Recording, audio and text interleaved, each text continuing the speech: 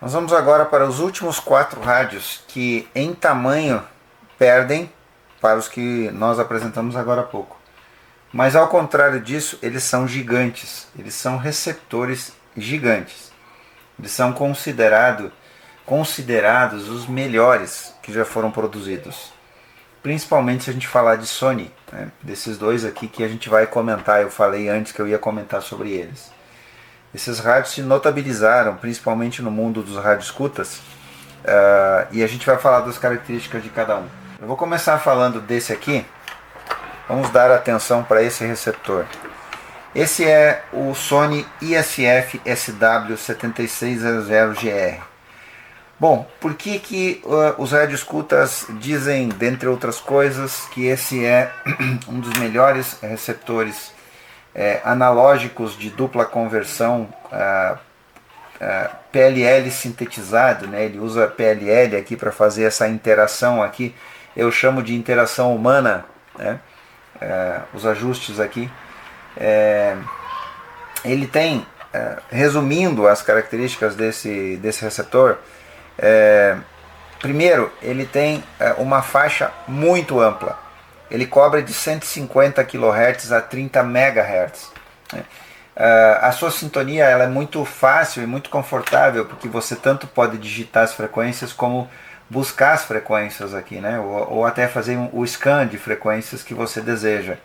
Aí ele tem as memórias que você pode sintonizar, mas uma característica eletrônica desse rádio, que provavelmente é o que notabilizou, ele usa uma topologia de circuito de detecção que é chamada de síncrona. Graças a isso, ele consegue eliminar as frequências adjacentes, tanto abaixo como acima, em 5 kHz, tanto abaixo como acima. E isso confere uma seletividade notável para esse pequeno rádio. Então, um rádio que tem tudo à mão, ele é pequeno e ele tem tudo à mão, muito fácil de operar. Aqui do lado tem aqui line out, onde ele tem uma saída que é estéreo de linha, né? Conector para fone de ouvido, entrada de fonte externa de 6 volts, entrada de antena externa. Aqui tem o SSB, né? Aqui para fazer a sintonia fina de SSB. Aqui tem os ajustes de tom e tem aqui o ajuste de volume, bastante à mão. Bom, um display que talvez seja uma característica que deixa a desejar nesse modelo de rádio, um display bastante pequeno, mas é isso. Esteticamente falando, o que nós podemos dizer, ele provavelmente caiu em algum momento, porque ele tem cola aqui, ó, e a tampa não está bem encaixada, então ele deve ter sofrido uma queda que causou esse dano aqui. Aqui também dá para ver que ele tem, os botões não estão no lugar certo, então é provável que ele tenha sofrido uma queda aqui, que a gente vai precisar dar atenção para isso. Eu vou colocar pilhas nele e vamos fazer um teste de funcionamento. Bom, eu coloquei a frequência da estação de FM, uma das estações mais potentes aqui da minha região, e ele não, o áudio não está normal, não está funcionando. Bom, infelizmente ele não está funcionando. Muito provavelmente deve ter sofrido uma queda que causou algum dano interno. Não há nenhuma garantia que a gente possa devolver a vida a ele, mas vamos tentar. A gente não vai desistir, vamos tentar. Vamos ver o que vai acontecer. Vamos para Realistic DX440. Bom, esse rádio começou a ser fabricado em 1988 pela Radio Shack nos Estados Unidos, né, empresa americana. É um rádio que tem características semelhantes aos outros, né? Ele é um super heterodino de dupla conversão e é bastante interessante aqui a forma como ele está disposto todos os seus ajustes, a sintonia, volume, balanço, controle de tonalidade separado também, o BFO, ganho de RF, mono, estéreo, BFO de entrada ou de saída, bloqueio teclado, digita senha, só que infelizmente parece que tem uma coisa aqui que vai tornar esse projeto bem difícil. O líquido do LCD vazou, ele deve ter sofrido uma batida aqui muito forte, talvez ele tenha caído de frente assim, e aí se quebra o display LCD e ele fica preto. Vamos ver se é possível ver no vídeo. Eu acredito que sim, eu acho que é visível. O display aqui está preto. Ele, de maneira geral, o rádio está íntegro, porém visivelmente com esse vazamento aí do display, talvez isso aí seja um fator que condene o rádio, né? Vou colocar pilhas e vamos ver o que acontece. Temos mais um problema aqui, vazamento de pilhas.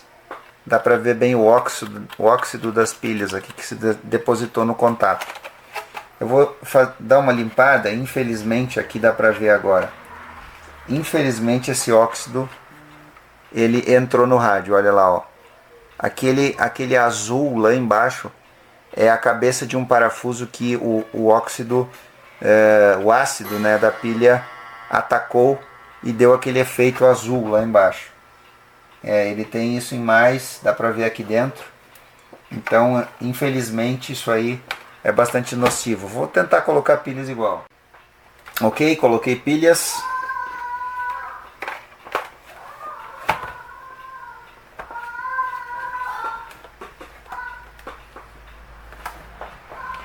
O display acendeu, está mostrando, apesar de eu pensar que o display estava comprometido, está, mas ele ainda está mostrando, está ali o relógio.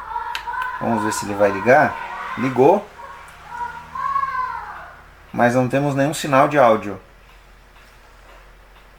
A sintonia parece estar funcionando. Quando eu giro o encoder aqui, ele troca a frequência, está em FM, mas sem áudio. Pode ter algo aí que está impedindo que tenha áudio. Pode estar relacionado àquele óxido que vazou das pilhas. A gente precisa examinar esse rádio por dentro. Qual a extensão do dano daquele ácido das pilhas, ou até da própria queda, porque inclusive o display está deslocado aqui. Ele está de lado, assim, essa parte está mais para cima.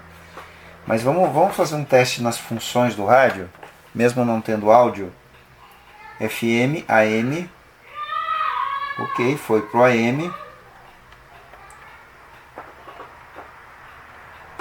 AM está em LW, MW, LW 150 kHz, LW 520 kHz e SW. Está sintonizando em. A parte de sintonia está funcionando, o PLL dele está funcionando. Isso é muito bom. Não temos áudio, mas isso pode ser um defeito secundário. Eu fiquei mais animado agora em relação a esse rádio. Há a possibilidade de nós salvarmos ele, apesar desse dano no display. Ok? Bom, vamos para o próximo. Sony ICF-2010.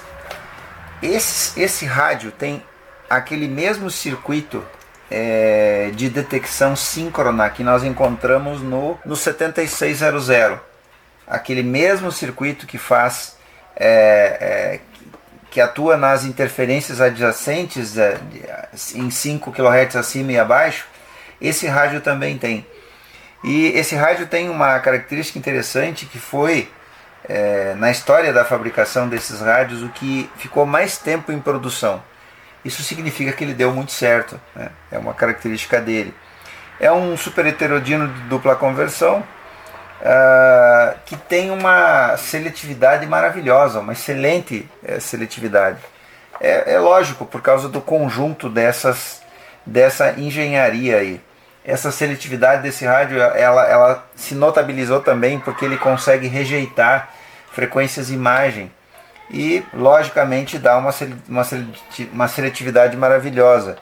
Cobre de 150 kHz a 30 MHz, inclusive com banda aérea de 116 a 136. Fora isso, ele tem uma ergonomia que é muito legal mesmo, muito interessante. Eu particularmente tenho alguma restrição em relação a esses rádios um pouco menores, porque eu acho que são rádios que caem com muita facilidade, né?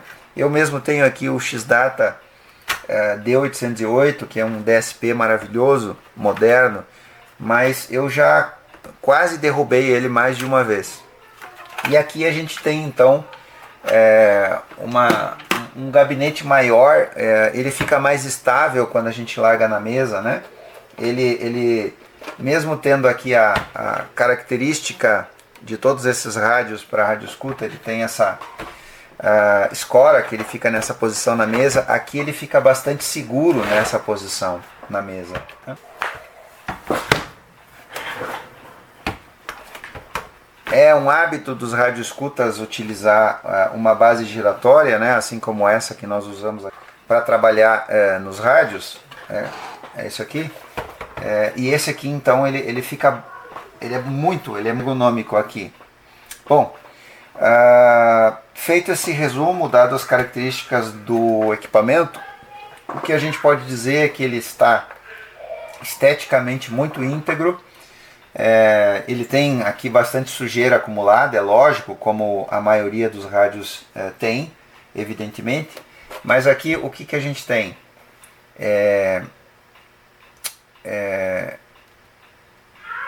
Antena externa para amplitude modulada e banda aérea e FM,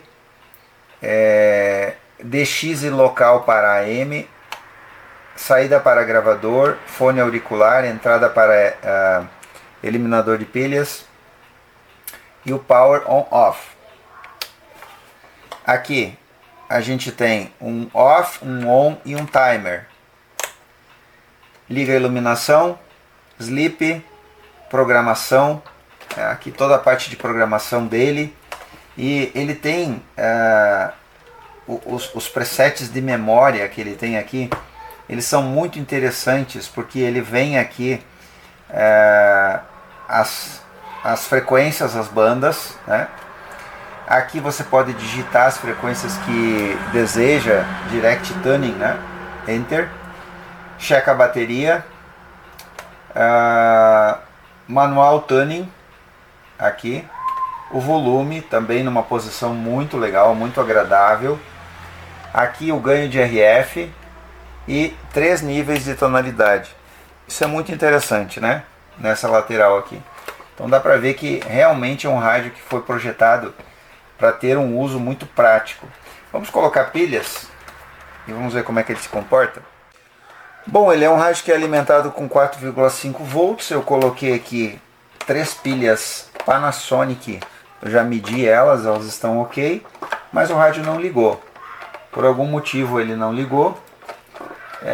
E a gente vai ter que ver depois por que ele não está ligando. Está tudo certo. Infelizmente ele não ligou.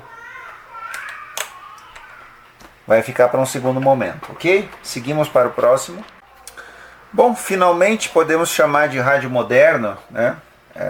Um rádio mais atual, apesar de ser ainda um rádio analógico, né? Um PLL sintetizado de dupla conversão, um super heterodino. Um Sangean modelo ATS 909X. Esse rádio tem características também muito interessantes. Eu pesquisei algumas discussões na internet sobre ele. Há pessoas que o amam muito e outras pessoas que nem tanto, mas esse rádio ainda existe para comprar. A gente consegue comprar ele fora do Brasil, da própria Sangean, porém é uma versão atualizada, o ATS 909X. Quais são as características desse rádio? Resumindo, né? Como eu falei, um rádio PLL sintetizado, e ele tem uma característica moderna, notável em relação aos anteriores, que ele tem 406 posições de memória. Então isso confere um conforto muito grande na hora da sintonia, porque pode usar esse recurso interessante. Ele tem memorização automática, ou ATS que se chama, né? Você pode mandar ele fazer o scanner aqui e ele vai memorizar automaticamente as estações nas posições de memória. Ele tem squelch para todas as faixas, isso é interessante. O SSB está aqui.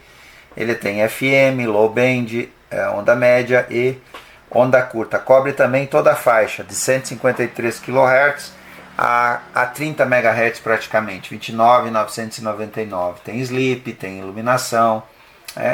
Todos os recursos também, os ajustes estão aqui muito na mão, como os outros, né? As entradas de entrada interna, auxiliar entrada, standby, rack, line out, fone de ouvido, ajuste de RF de AM está aqui do lado, bem à mão.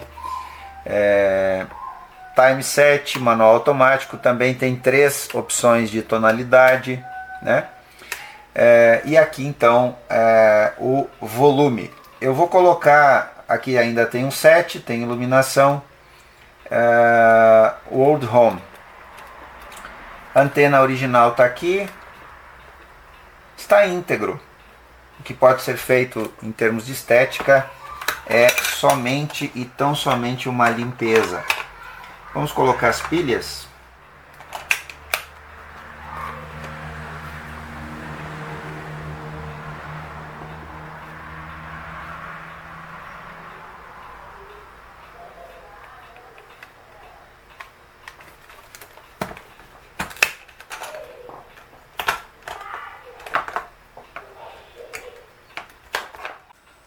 Ok, terminamos essa análise. Estão aí os equipamentos, os radioreceptores do Sr. José lá de Salvador, Bahia. Agora nós vamos analisar pontualmente cada projeto e vamos conversar com o proprietário. Aqueles que ele decidir prosseguir, nós faremos vídeos aí, e como temos grandes receptores que nós ainda não mostramos no canal, não apresentamos, com certeza faremos mais vídeos e mostraremos até o passo a passo de restauração ou reparo desses equipamentos. Obrigado ao Sr. José, obrigado a você que assistiu esse vídeo mais longo. Fique ligado, curta e compartilhe com seus amigos e até o próximo vídeo.